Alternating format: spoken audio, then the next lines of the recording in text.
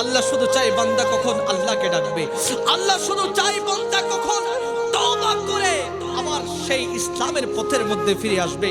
আল্লাহ চাই বান্দা কখন নিজের পাপের অনুশোচনা করবে, আল্লাহ চাই বান্দা কখন পাপ কাজ থেকে নিজেকে বিরত রাখবে। সুবহানাল্লাহ।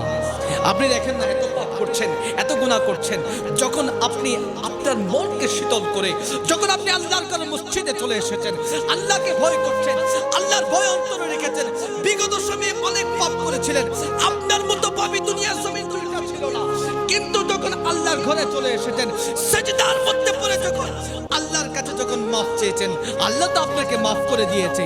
এরপরে আপনি ফিল করতে পারবেন, আপনি অনুভব করতে পারবেন আপনার দোয়াটা আল্লাহর দরবারে কবুল হয়ে যাচ্ছে। সুবহানাল্লাহ। আপনি তো পাপী ছিলেন, আপনি তো গুনাহগার ছিলেন, আপনি তো গুনাহগার ছিলেন। আল্লাহ তো চাইলে আপনাকে দুনিয়ার জমিনেও শাস্তি দিতে পারতো, ঠিক কিনা বলেন না বাবা? আল্লাহ তো চাইলে শাস্তি দিতে পারতো, কিন্তু আল্লাহ আপনাকে শাস্তি দেয় নাই।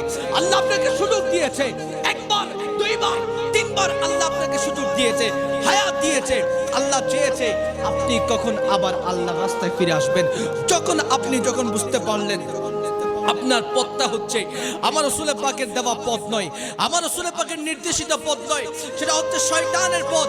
আপনি যখন বুঝতে পারলেন এই পথ যদি অনুসরণ করা হয় তাহলে জাহান্নাম ছাড়া অন্য কিছু নয়, আপনি এটা বুঝতে পেরে ফিরে এসেছেন আমার রাসূল পাকের দেওয়া সেই পথের মধ্যে ফিরে এসেছেন, ইসলামের মধ্যে আবার প্রবেশ করেছেন। আল্লাহর ঘরে মসজিদে এসে যখন সেজদায় পড়ে যখন দোয়া করছেন, যখন আল্লাহর দরবারে ফরিয়াদ করছেন, আল্লাহ তো বেশি খুশি হয়ে যায়।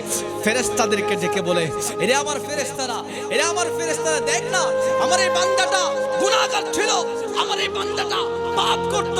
বান্দাটা বুঝতে পেরেছে পাপ করলে তার ঠিকানা হয়ে যাবে জাহান্নাম, পাপ করলে সে বুঝে গেছে আমি আল্লাহ তার উপর নারাজ হয়ে যাই, সে বুঝে গিয়েছে পাপ করলে রাসূল পাকের শাফায়াত তার নসিব হবে না।